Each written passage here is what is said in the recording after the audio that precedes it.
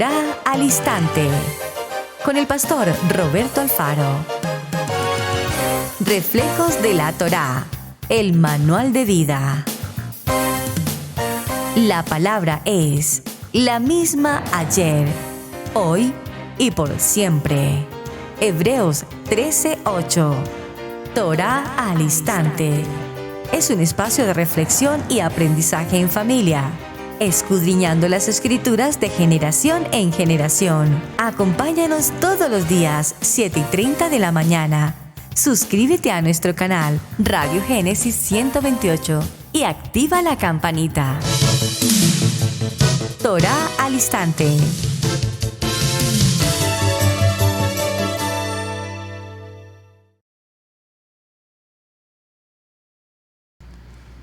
Shalom, mis amados hermanos, bienvenidos a este tiempo especial de Torá al Instante. Su hermano pastor Roberto Alfaro les saludo y como siempre les brindamos la mejor y cordial bienvenida. Muchísimas gracias, les acompañamos en este día desde Israel, Casa Integral, ciudad de Cherryville, Carolina del Norte en los Estados Unidos.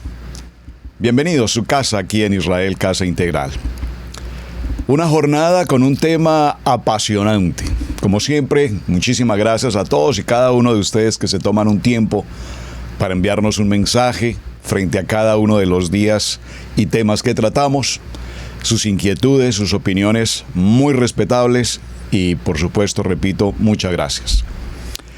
Hay una pregunta que surge en medio de todo el tema que llevamos, entendiendo, conociendo a nuestro Mashiach, al ungido, al Christos en griego, Mesías en español, Mashiach en hebreo,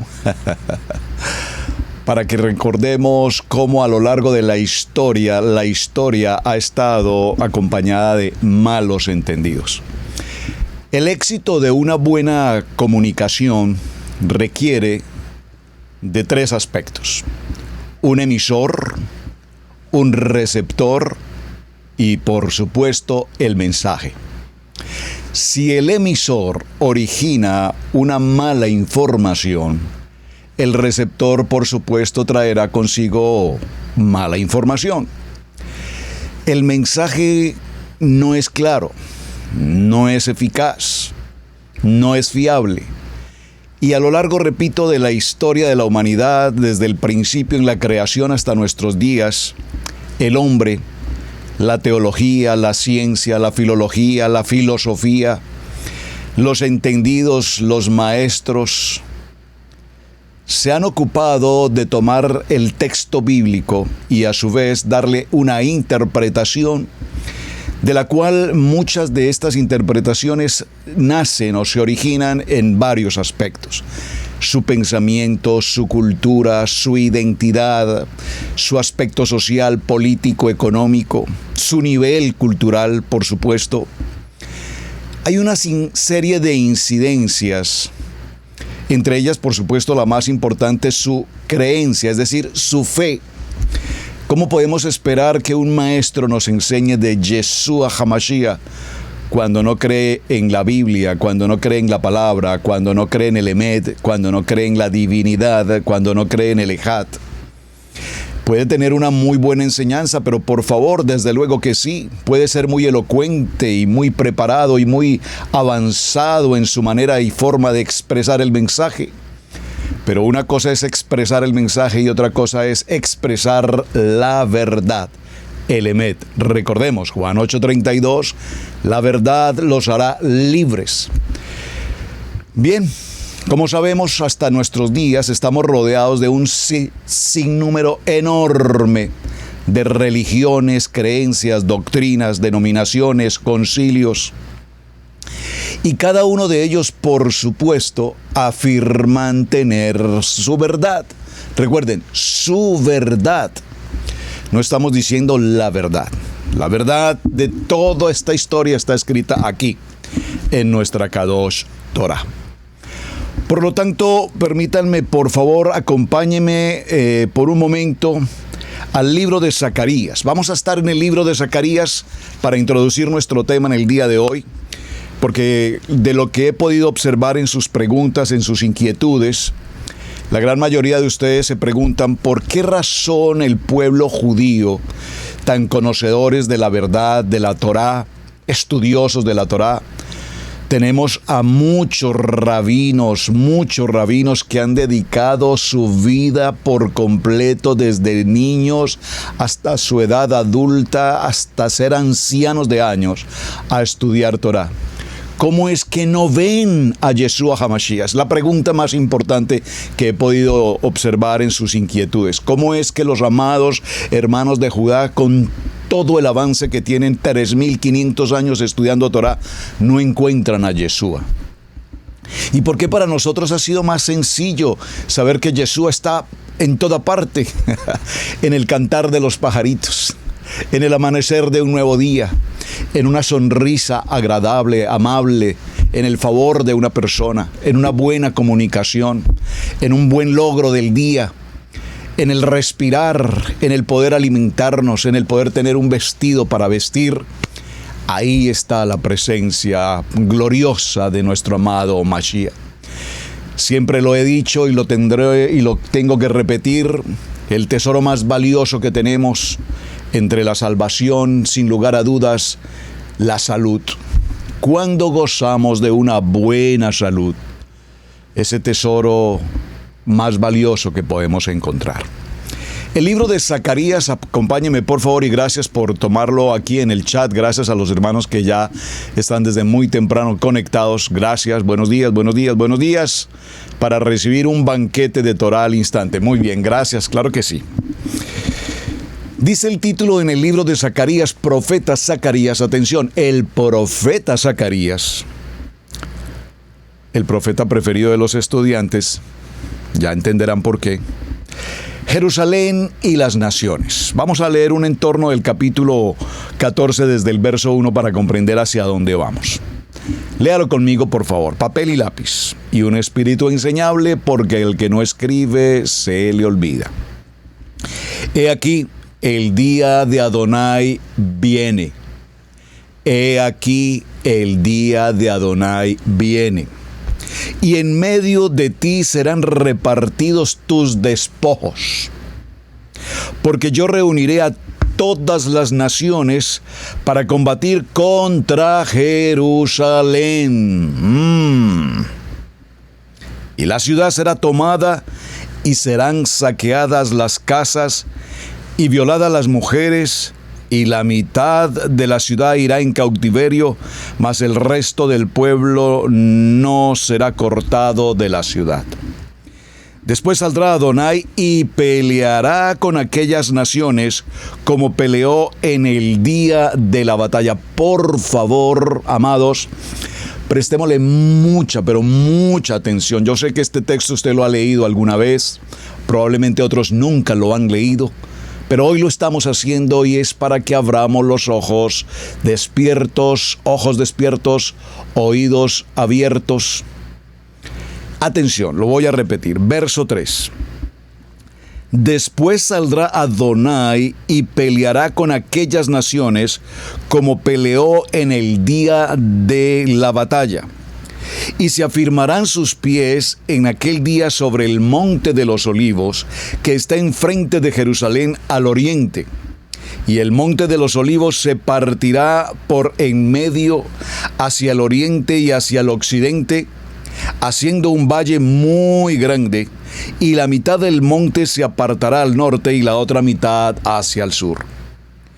Y huiréis al valle de los montes, porque el valle de los montes llegará hasta Asal. Huiréis de la manera que oísteis por causa del terremoto en los días de Usías, rey de Judá. Y vendrá Adonai mi Elohim, y con él todos los santos. Por favor, subraye en el verso 5, y vendrá Adonai mi Elohim, y con él todos los santos. Aquí estamos hablando de venir. Adonai viene, Adonai vendrá. Por eso en el programa de hoy el título que hemos colocado es El Mesías que esperamos.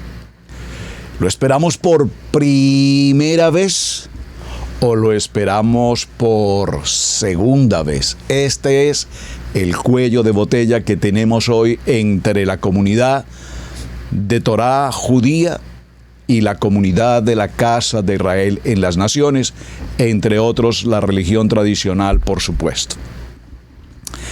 Y acontecerá en ese día, no habrá luz clara ni oscura. Será un día el cual es conocido de Adonai, que no será ni de día ni de noche, pero sucederá que al caer la tarde habrá luz. Al caer la tarde habrá luz. Entiéndame esto en el espíritu. Al caer la tarde, es decir, al venir la oscuridad, habrá luz. Porque en medio de toda oscuridad, Yeshua, nuestro Mashiach, es luz. Dígalo conmigo. Yo soy luz. Esta frase creo que la hemos repetido y se ha hecho un lema en Israel Casa Integral. Yo soy luz. A donde quiera que vayamos, somos luz, porque Yeshua, nuestro Mashiach, es luz. Y cuando nosotros lo recibimos, cuando caminamos en la mente de Yeshua, cuando estamos en obediencia, somos luz, porque hemos sido sacados de la oscuridad. Acontecerá también en aquel día que saldrán de Jerusalén aguas vivas, la mitad de ellas hacia el mar oriental y la otra mitad hacia el mar occidental, en verano y en invierno. Adonai será rey sobre toda la tierra. En aquel día Adonai será uno, y su nombre, Yo Soy. Amén. Toda la tierra se volverá como llanura desde Jeba hasta Rimón, al sur de Jerusalén, y ésta será enaltecida y habitada en su lugar desde la puerta de Benjamín hasta el lugar de la puerta primera, hasta la puerta del ángulo, y desde la torre de Enanén hasta los lugares del rey.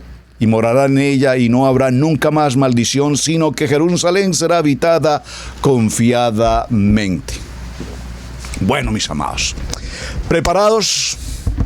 Si prestamos atención a la lectura que hemos considerado en el principio de este día, notaremos que el profeta Jeremías nos habla de un Mashiach, de un Mesías que ha de venir y enfrentará la guerra.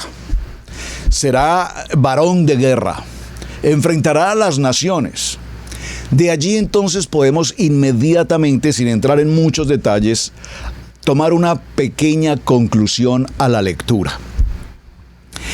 El Mashiach que nuestros amados hermanos de Judá esperan hasta nuestros días es un Mashiach que trae como función entrar a un combate de guerra con las naciones y con el poder del Padre, con el poder de Adonai, aniquilar a todo enemigo de Israel.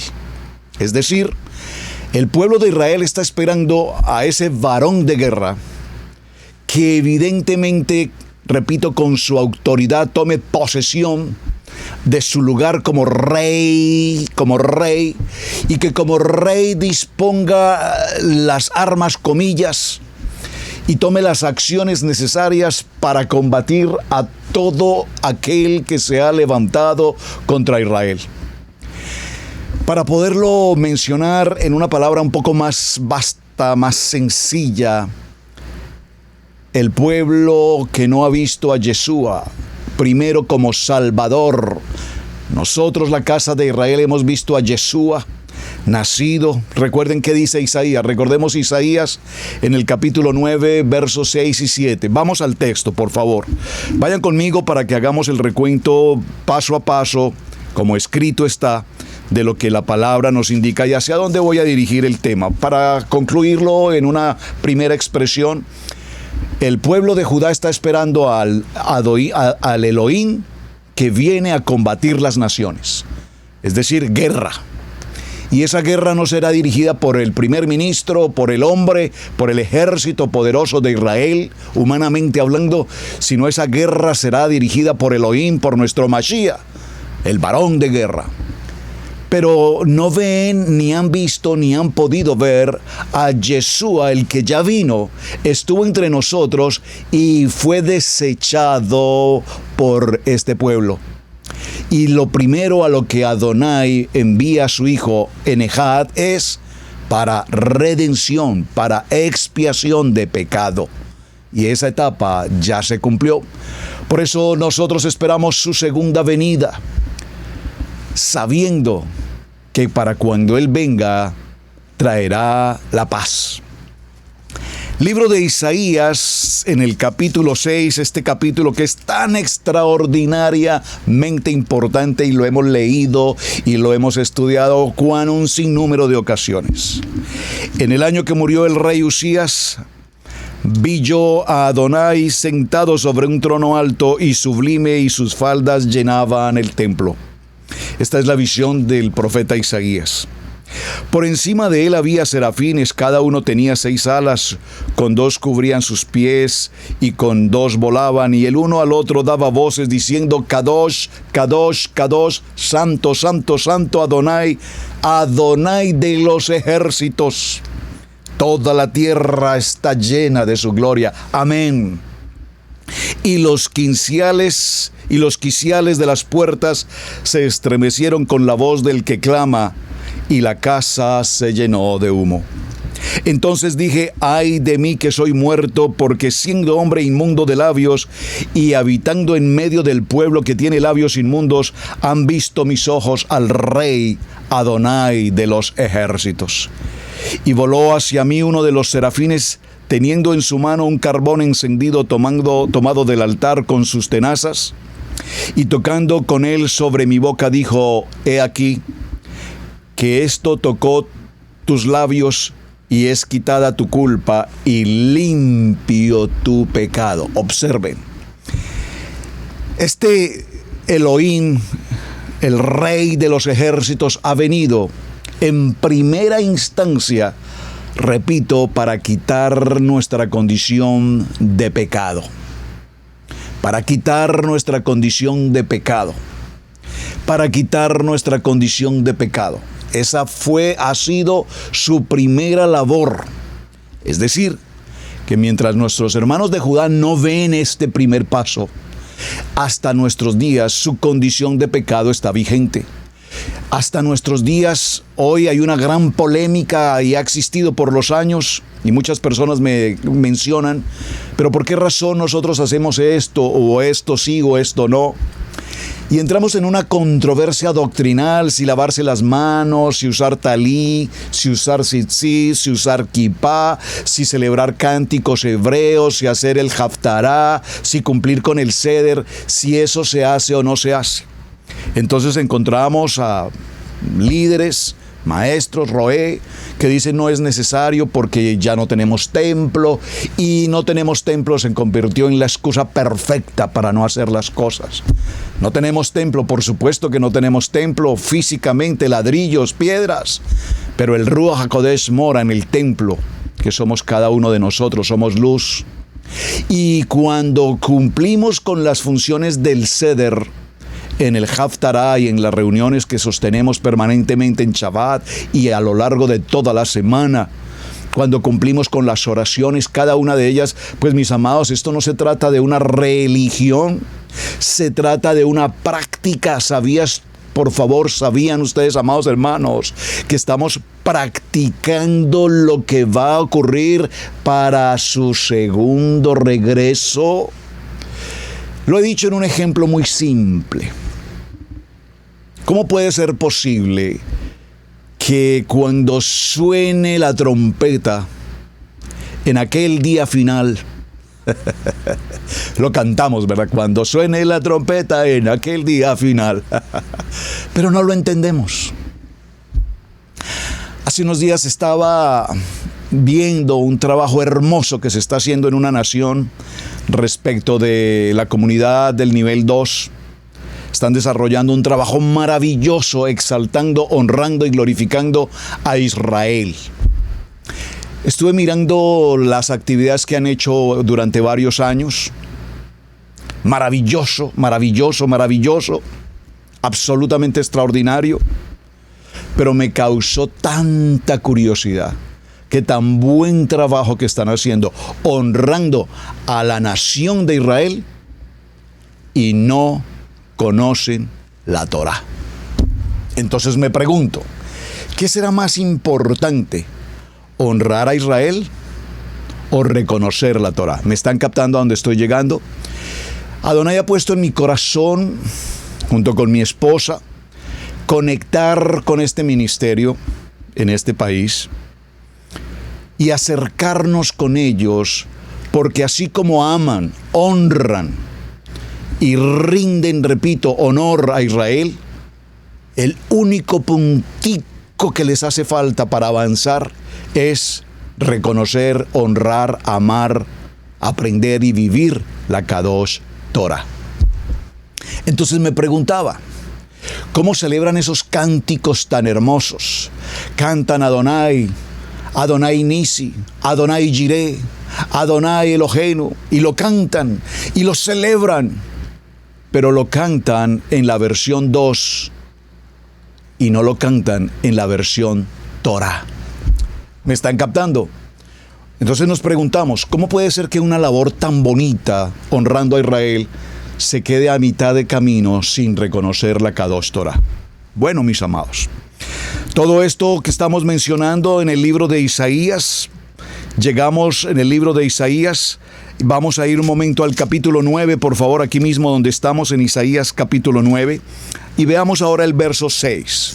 Acompáñenme, por favor, gracias por colocar el texto. Gracias. Isaías capítulo 9, verso 6. Dice la palabra en este capítulo, el título, Nacimiento y reinado del Mesías. El nacimiento y el reinado de Mashiach. Mas no habrá siempre oscuridad para la que está ahora angustiada. Tal como la aflicción que le vino en el tiempo de livianamente tocaron la primera vez a la tierra de Zabulón y a la tierra de Neftalí. Pues al fin llenará de gloria el camino del mar de aquel lado del Jordán en Galilea de los gentiles. El pueblo que anda en tinieblas vio gran luz. Corrijo la lectura, verso 2, capítulo 9, verso 2. El pueblo que andaba en tinieblas vio gran luz. ¿Qué significa vio gran luz? Dígalo conmigo, vio a Yeshua, nuestro Mesías. Los que moraban en la tierra de sombra de muerte, Yeshua, luz, resplandeció sobre ellos. Multiplicaste la gente y aumentaste su alegría. Se alegrarán delante de ti como se alegraban en la siega, como se gozan cuando reparten despojos. Verso 6.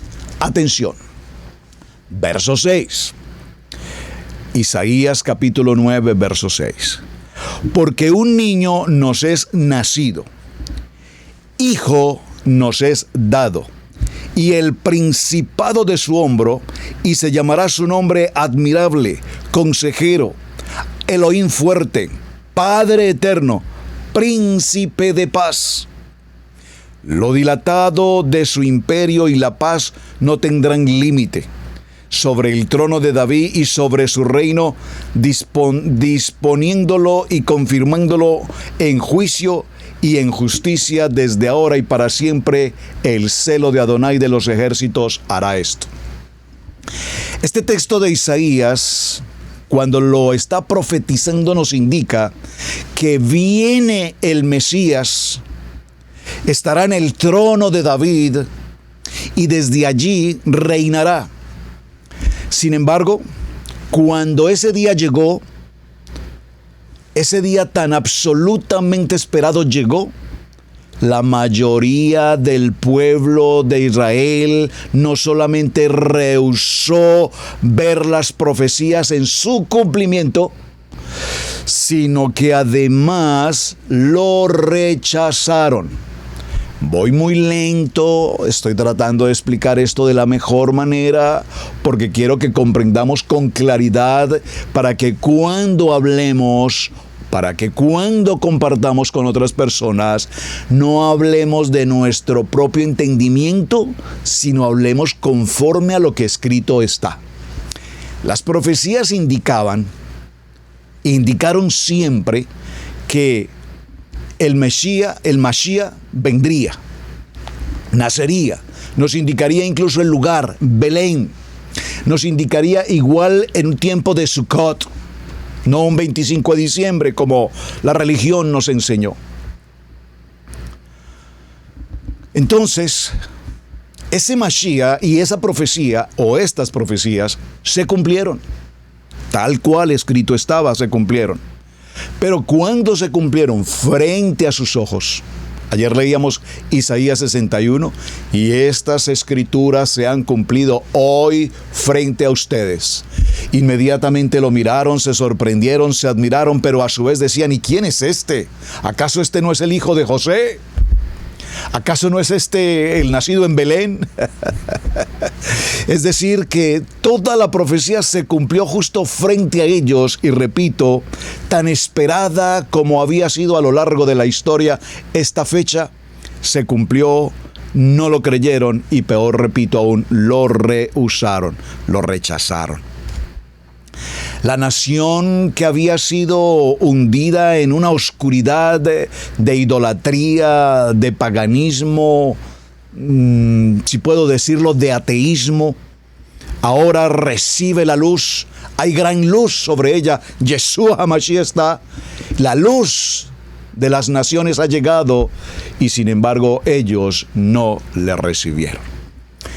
Vemos un momento, acompáñenme por favor al libro de Juan, en el Evangelio de Juan, en el capítulo 1 del Evangelio de Juan. Vamos al Evangelio de Juan, por favor, y veamos el verso 9. Leámoslo en contexto al verso 6. Hubo un hombre enviado de Adonai, el cual se llamaba Juan. Este vino por testimonio, para que diese testimonio de la luz. Está leyendo conmigo, hermanos. Se dan cuenta cómo cuando leemos con discernimiento ahora comprendemos que hemos leído en muchas ocasiones algo que no comprendemos en la lectura tradicional que hacíamos de la Biblia. Aquí dice, Juan vino por testimonio, para presentar testimonio, vino para dar fe, vino para expresar lo que Adonai le había entregado, para que diese testimonio de la luz. Y aquí, parafraseando este texto, nos dice, para que diese el testimonio de Yeshua HaMashiach, a fin de que todos creyesen por él. No era la luz, sino para que diese testimonio de la luz, aquella luz verdadera. Observan, fue lo primero que compartimos esta mañana. Hermano, no podemos pretender estar enseñando de Mashiach y de Torah cuando no creemos ni en su divinidad ni en lo que escrito está. Entonces, algunos dicen, no, es que en el momento en que Mashiach colocó los ojos a aquel invidente, pues esas son metáforas, esas son comparaciones, son alegorías, son historias. Hermanos, si yo creo que la palabra ha sido inspirada, establecida por Adonai, y repito, como lo hicimos en el ejercicio en estos días, desde Bereshit 1:1 hasta Apocalipsis, cierre, si yo creo en la palabra escrita, entonces mi fe está escrita aquí junto con esta palabra. Pero yo no puedo tomar la palabra de Adonai y seleccionar lo que me parece bien, lo que no me parece, lo que me gusta, lo que no me gusta. Sin embargo, tenemos un gran número de personas en las naciones, y permítame, lo voy a decir entre comillas, bacteriólogos espirituales, escogiendo esto sí, esto no, esto aquí, esto allá. Me parece que esto sí, bueno, esto sí me gusta realmente, pero esta parte no, lavarnos las manos no, encender la vela no, esa parte no me gusta, esa parte no, presentar la ofrenda no, esa parte no tenemos templo, eso tampoco, hacer tevilá, bueno, no, a mí ya me bautizaron cuando fui niño, a ver, celebrar Sukkot, utilizar el ulam, no me gusta. No, hermanos, esto no se trata si te gusta o no te gusta. Cuando tú te vinculas a una empresa en una función laboral y ejerces una labor específica para la cual te contratan, se lleva a cabo un contrato laboral en el cual te comprometes a cumplir un horario, una labor específica, producir resultados, estar sujeto a las ordenanzas propias del reglamento interno de un trabajo, estar sujeto a las normas éticas, a los principios morales y todo lo que la empresa considere desde todo punto de vista, y nosotros firmamos y decimos sí, reconozco, acepto el contrato. Si en el desarrollo de ese proceso laboral incurres, llegas tarde, no cumples con la labor que tienes que hacer, te distraes atendiendo el WhatsApp o atendiendo el internet y no haces tu trabajo, la empresa simplemente considera necesario cancelarte el contrato de trabajo porque no estás cumpliendo lo que firmaste que ibas a hacer. Entonces ahí no se trata de decir, bueno, yo voy a llegar a la hora que a mí me parece, salgo a la hora que a mí me parece, hago lo que a mí me parece. No. Tú cumples la labor para la cual has sido contratado. Nosotros tenemos en nuestra Biblia un pacto con Adonai. Hemos entregado nuestra vida a Adonai, le hemos reconocido como nuestro Señor. Hemos recibido la salvación, la eternidad. Estamos sujetos a lo que escrito está. Pero esto no se trata de un menú donde tú eliges y seleccionas en el menú qué es lo que te parece y qué es lo que no te parece. Pero repito, lastimosamente hoy estamos viviendo exactamente lo que estoy compartiendo ahora. Cada denominación, cada congregación, cada ministerio elige lo que le parece correcto. Entonces, no, pastores, que eso que ustedes están haciendo no es toraico, es rabínico. Buen punto, buen punto. Voy a ser de abogado aquí para definir un poco este concepto. Bien es claro, comillas, paréntesis, que muchas de las determinaciones que hoy conocemos de los hermanos de Judá, nuestro referente es la comunidad judía, nuestros hermanos de Judá. Todo lo que hacemos hoy en nuestro ceder, ¿de dónde lo aprendimos? De los hermanos de Judá. Todo lo que enseñamos hoy, ¿de dónde lo aprendimos? De la lectura, de los libros, de los estudios, de rabinos, de los hermanos de Judá. Buena parte de las prácticas que hacemos tienen que ver con un origen rabínico. Estoy totalmente de acuerdo. Entonces, a ver, ¿qué ejemplo quisiera dar de un ejemplo rabínico? Hay tantas circunstancias que hacemos en Torá que tienen que ver con cumplimiento rabínico y no toraico. Pero digamos que es un punto a favor. Pero pregunto, ¿acaso los rabinos nos están enseñando algo inapropiado, algo indebido? Ejemplo, en nuestra Biblia, en nuestra Kadosh Torah, no se enseña, ni se comparte, ni es parte de la Torá el zodiaco.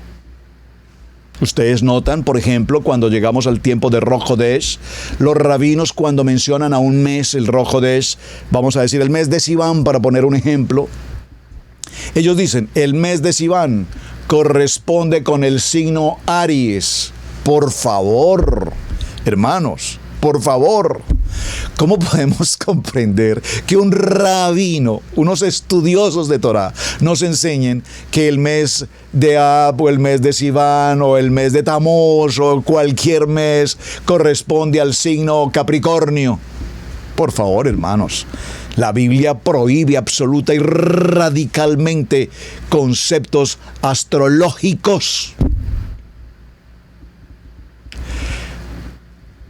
Otro ejemplo, que en la vida pasada yo fui y ahora reencarné. Por favor, la Biblia no enseña reencarnación, pero los hermanos de Judá creen en la reencarnación.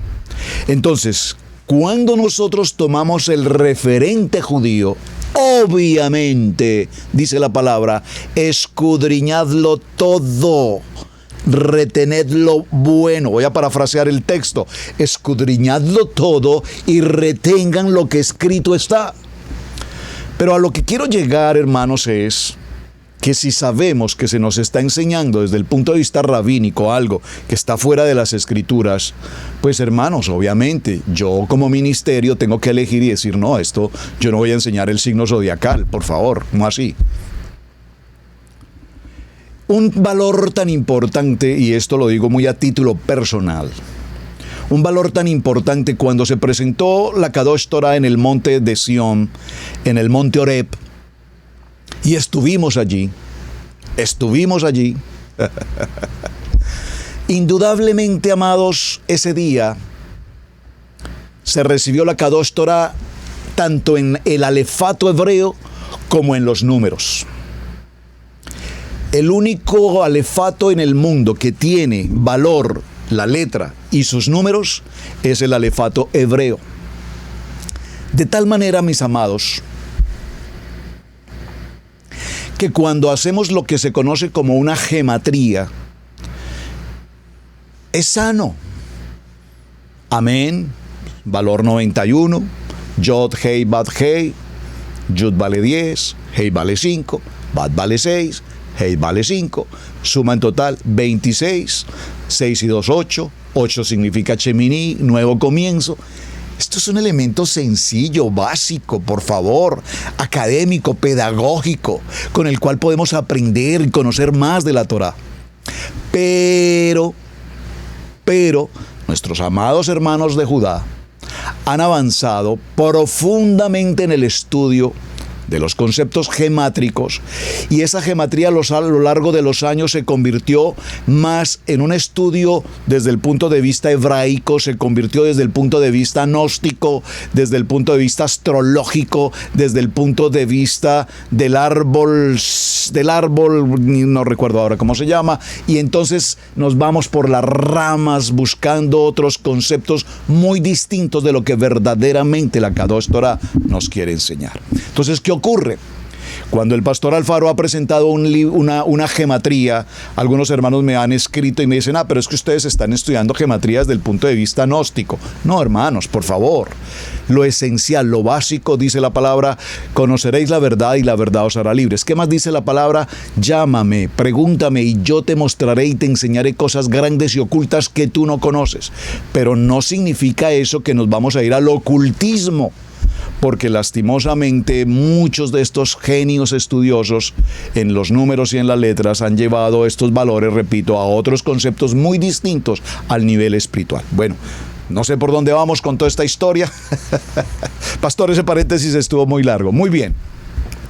Juan 1:9, que es el texto que estamos desarrollando, dice, Juan capítulo 1, verso 9, aquella luz verdadera que alumbra a todo hombre venía a este mundo. En el mundo estaba y el mundo por él fue hecho. Por favor, léalo con detenimiento. En el mundo estaba y el mundo por él fue hecho, pero el mundo no le conoció. A lo suyo vino y los suyos no le recibieron. Es el tema que estamos tratando. A lo suyo vino y los suyos no le recibieron. Mas a todos los que le recibieron, a los que creen en su nombre, Yeshua, el Mashiach, les dio potestad de ser hijos de Adonai. Dígalo conmigo, yo soy hijo de Adonai. Los cuales no son engendrados de sangre, ni de voluntad de carne, ni de voluntad de varón, sino de Adonai. Y aquel verbo fue hecho carne y habitó entre nosotros, y vimos su gloria, gloria como la del unigénito del Padre, lleno de gracia y de verdad. Muy bien. Como hemos venido considerando en el transcurso de la semana, el vocablo Mesías viene de esa palabra hebrea que significa Mashiach. ¿Qué significa entonces Mesías? Ya usted me puede contestar aquí en el chat. Defíname, por favor, en una palabra, Mesías. ¿Qué significa? 2 puntos. A ver, les voy a dar 1 minuto para que lo contesten. Gracias. Entre tanto, yo continúo. Atención a la pregunta. ¿Qué significa Mashiach? ¿Qué significa el Mesías? Escríbalo, por favor. Quiero ver sus respuestas. Muchas gracias. Vimos que esa palabra Mashiach en el griego equivale a la palabra Christos, y ambos vocablos llevan la idea de guión, lo que usted va a escribir, El vocabulario de Yeshua propiamente significa Salvador o libertador. Estas dos palabras, por favor, denotan aquel que es el Mashiach, ungido por Adonai para salvar o liberar al pueblo. Gracias por las respuestas. Mashiach es el ungido. Ahora, la nación judía, y lo preguntamos esta semana, ¿acaso los judíos son mesiánicos? La primera respuesta que tuvimos es no. Claro, no desde el punto de vista de Yeshua, nuestro Mashiach, pero desde el punto de vista de que conocen del Mesías, que están esperando al Mesías en su primera vez. Nosotros ya sabemos que vino. Entonces, en ese sentido, si están esperando al Mesías que venga por primera vez, para ellos significa que evidentemente los hermanos de Judá son mesiánicos. Creen en el Mesías, creen en la Escritura, creen en las profecías. A ellos vino, ellos no lo recibieron, ellos lo rechazaron en su primera venida, no lo reconocieron, lo están esperando, son mesiánicos. Espero que sea claro el concepto. Ahora, cuando Yeshua vino, repito, a los judíos, recordemos que fue la época de un imperio, el imperio más terrorífico, perverso sobre la faz de la tierra, el imperio romano. Téngalo muy presente, el imperio romano. Siempre he recomendado en varias ocasiones, si usted entra a internet, bueno, lo tengo aquí frente a mí, hay una película, creo que fue producida por la BBC de Londres, si no estoy mal en la información. La vimos ya hace varios años, la he mencionado siempre que toco el tema de Roma, menciono la película. Debe ver esa película, se llama Roma. Mañana les voy a traer la carátula, la tengo aquí al frente, pero no quiero levantarme ahora mismo, la tengo aquí al frente. Mañana les presento la carátula de la película, la pueden, repito, en YouTube creo que está disponible, en Netflix debe estar disponible. Roma. Qué buena producción, de la mejor calidad de producción que alguna vez he visto de una película. Y la he podido disfrutar, la he podido entender, he podido comprender muchas cosas que cuando hacemos la lectura de la Torá parece que nos pasan desapercibidas, pero cuando vemos la película a la luz de la palabra nos daremos cuenta la incidencia poderosa de Roma dentro del momento que se vivía en el tiempo de Yeshua, sus discípulos y todo lo que ocurrió. Es impresionante cuando vemos cómo el pueblo judío, repito, conociendo la profecía, tuvieron a Yeshua justo frente a ellos y lo atacaban, lo juzgaban, lo señalaban, lo difamaban, lo confrontaban con la misma palabra, procuraban con la misma Torá confrontarlo para saber si cometía error, si se equivocaba. ¿Acaso no está escrito en la Torá? ¿Y tú qué dices? Wow, cualquier parecido con la realidad. Vemos entonces que este imperio romano está justo en la época del tiempo de Yeshua.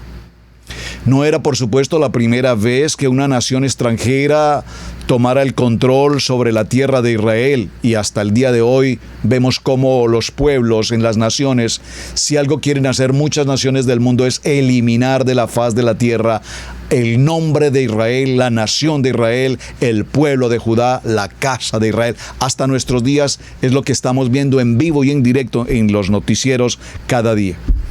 Pero el pueblo judío se irritaba profundamente de ese yugo romano y se sentían perseguidos, se sentían afectados, lastimados. Y durante mucho tiempo vivieron justamente de ese cautiverio romano. Pero a su vez, recordemos también cómo las castas del pueblo de Judá, los estudiosos de Torá, terminan cediendo a las benevolencias que Roma les ofrecía, a los tributos que Roma les facilitaba, y les dio posición desde un punto de vista religioso y desde un punto de vista político. Por favor, entiéndanme esto, voy a ir muy despacio en este tema porque es necesario que esto lo tengamos presente. Si entendemos a Roma, si entendemos el concepto político de Roma, si entendemos cómo Roma avasalló a todos los pueblos a su alrededor, entre ellos Israel en su tiempo, nos daremos cuenta que Roma toma al pueblo de Judá dentro de una condición de cautiverio, lo doblega, pero muchos de sus dirigentes, líderes religiosos, terminan cediendo a Roma y buscando una curul, buscando una posición política religiosa dentro de este contexto, y de ahí vemos más adelante la historia de Roma, Caifás, etcétera, etcétera, etcétera. Entonces el pueblo en su momento, en estos momentos de perversidad romana, el pueblo de Israel llegó a considerar que la palabra profética del Mesías, del ungido, no era solamente el que proporcionaría la expiación de los pecados. Por favor, présteme mucha atención. El pueblo de la casa de Israel llegó a considerar que Yeshua no venía en el plan de expiación del pecado, sino que dada su condición de cautividad, de esclavitud, de opresión por el imperio romano, se requería de alguien que fuera un líder político, militar, que librara al pueblo de Israel de sus enemigos mediante un combate de guerra. ¿Me están captando? Es decir, pongámoslo en palabras un poco más castellanas. Cuando la gente veía a Jesús, Yeshua, a nuestro Mashiach, ¿qué veían? Veían a un hombre simple, hijo de María, hijo, comillas, José. La paz. Si te dan una bofetada en su cara, coloque la otra mejilla. Y ellos no esperaban eso. Cuando conocemos un poco la historia, que sería muy interesante que hiciéramos un programa, vamos a programarlo, vamos a hacer el programa. La historia de cada uno de los discípulos, su pensamiento, su carácter, su forma de pensar. Allí podemos entender entonces a Judas. Porque Judas, cuando se une a este grupo de los 12, Judas, cuando ve a Yeshua, ¿qué ve? Ve a un hombre líder, un hombre con autoridad, a su vez con humildad, un hombre que la gente sigue, un hombre que tiene carisma. Recuerden que tenemos pendiente el programa de carisma. Un hombre carismático, y no les lastime la palabra carismático, por eso quiero aclararla en su momento, pero por esencia Yeshua HaMashiach es ese hombre carismático, ese hombre afable, ese hombre que tiene luz. Entonces Judas dijo: este es el hombre. Este es el hombre que va a formar el equipo, este es el hombre que va a formar el ejército, este es el hombre con el que podemos entrar a enfrentar a Roma. Era el pensamiento de Judas. Y ese pensamiento tomó una forma colectiva, y ese pensamiento lo adquirió todo el pueblo, y ese pensamiento, cuando veía a Yeshua, no veía tanto la expiación del pecado, sino veía a un líder que podría formar el ejército con el cual el pueblo ahora entraría a combatir a ese imperio perverso de Roma. ¿Me están captando? A los suyos vino y los suyos no le reconocen. A los suyos vino y los suyos no lo reciben. A los suyos vino y los suyos lo criticaron, lo confrontaron. A los suyos vino y los suyos lo rechazaron. Ellos esperaban un hombre de guerra, un hombre de armas, un hombre de estrategias. Y todas las estrategias que él les daba eran estrategias del Padre, eran estrategias espirituales, eran estrategias de guerra espiritual. Pastor, en Torah hablamos de guerra espiritual, pero por favor, ¿Cómo no vamos a hablar de guerra espiritual? Alguien algún día me dijo, pastor, es que en Torah no hablamos de guerra espiritual. Por favor, no está en la Torah, escrito está. Guerra espiritual todos los días. Tenemos que combatir contra toda deidad, contra toda debilidad de la mente, contra toda publicidad engañosa, contra todo mensaje perverso, contra toda mala acción, iniquidad, todos los días. Tenemos que estar en guerra espiritual 24 horas del día. Así es que el pueblo llegó a considerar el Mesías como que no solamente era el que producía expiación de pecados, repito, sino que estábamos a la expectativa de un hombre que fuera un hombre de guerra. Así es que entonces la expectativa que se tenía por un libertador, un ungido, aparece. La expectativa mesiánica está presente.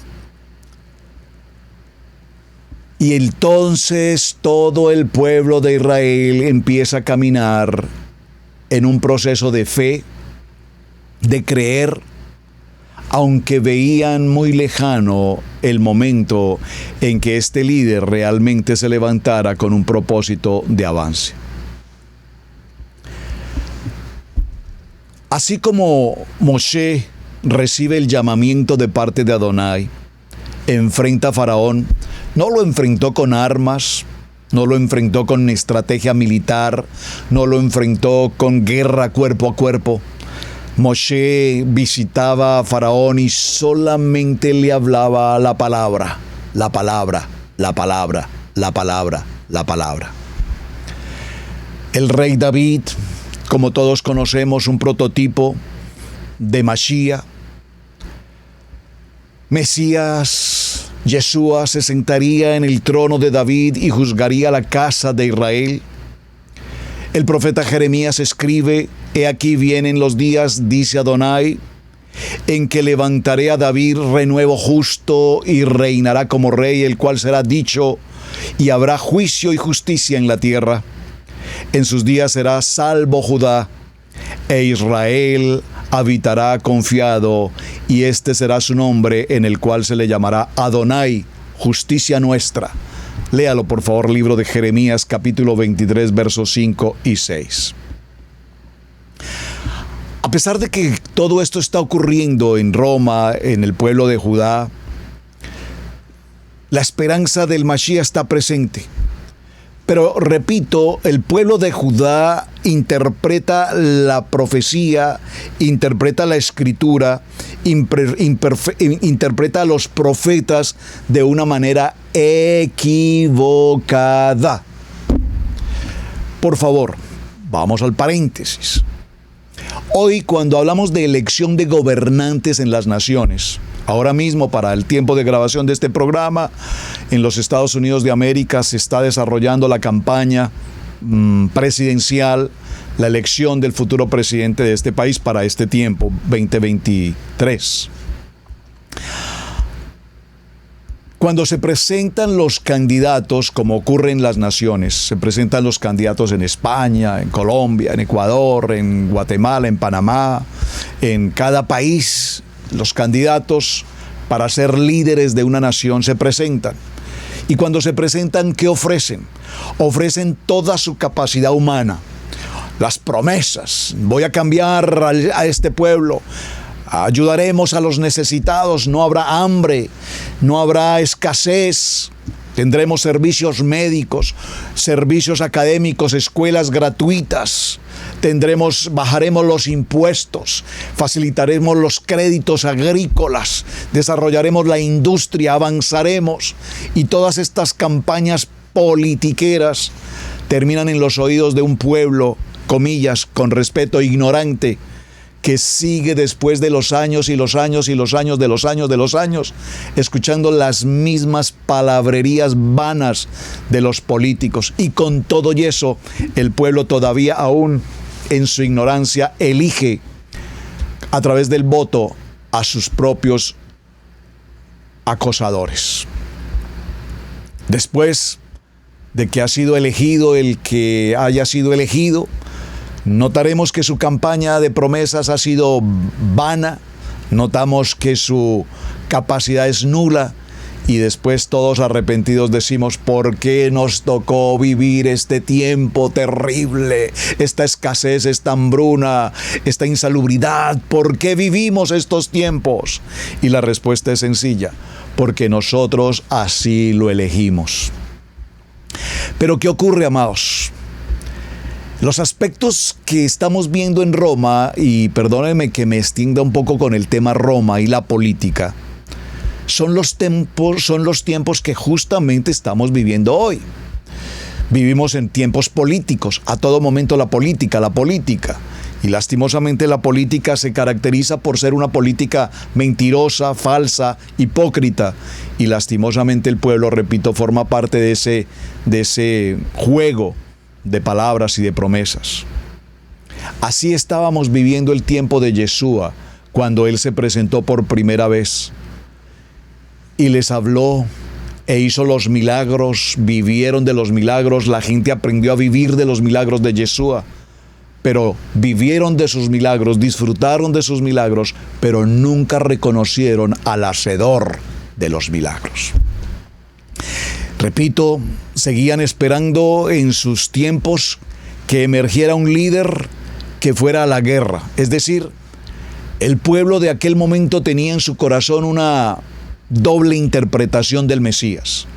Por un lado, querían al Mesías espiritual, al siervo sufriente, que nos habla Isaías en el capítulo 53, pero a su vez estaban buscando a un líder con estrategias y sagacidad militar que pudiera derrocar al imperio romano.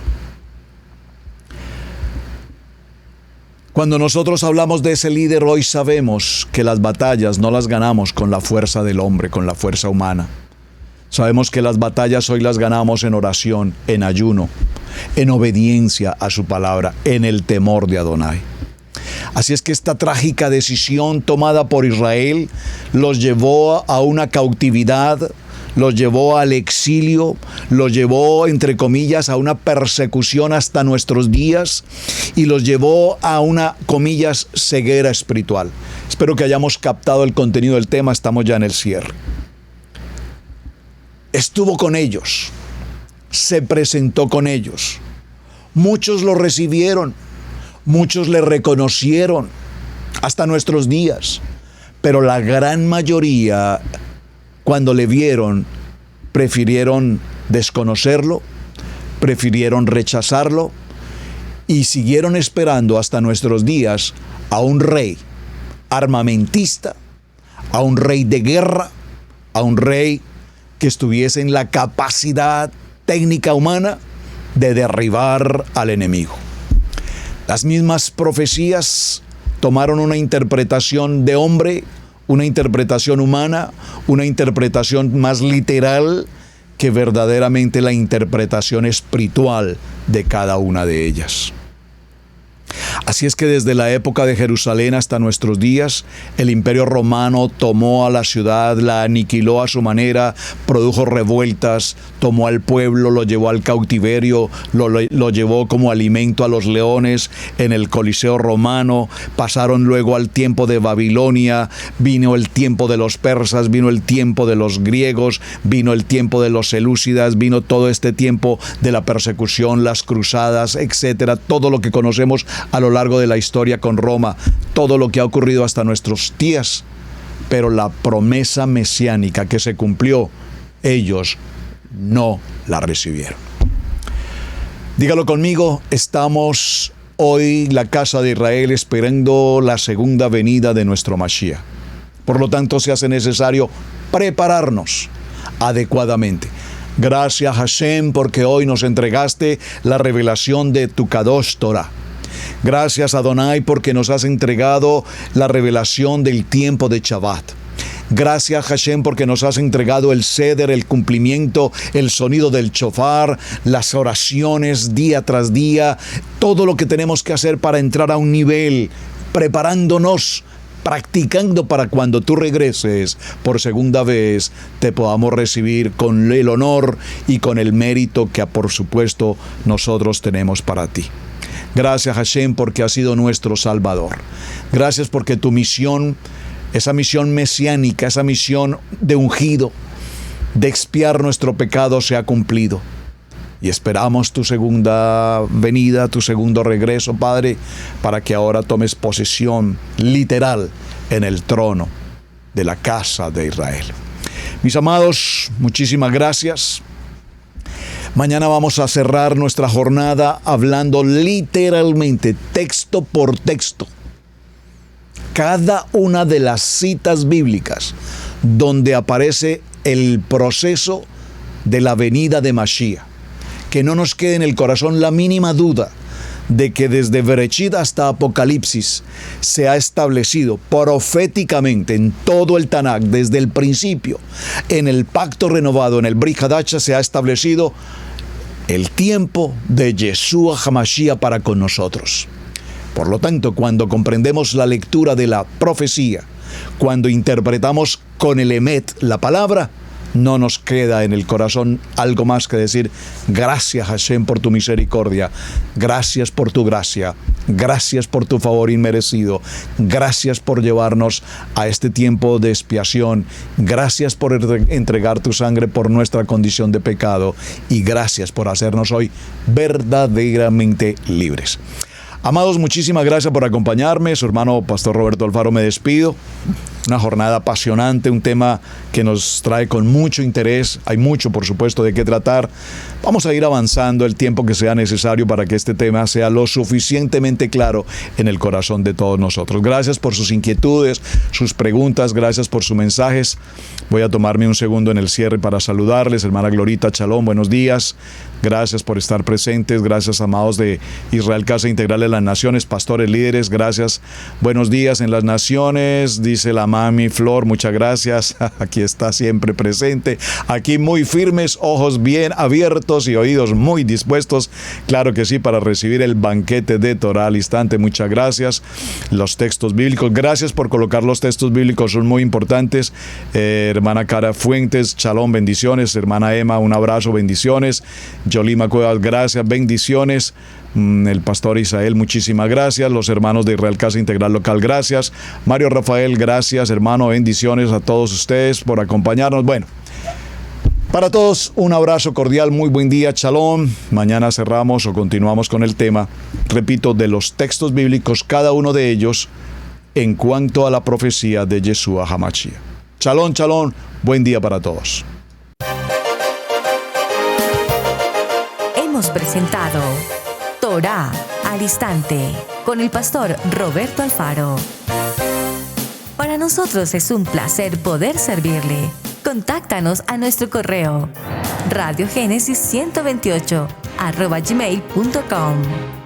Torah al instante.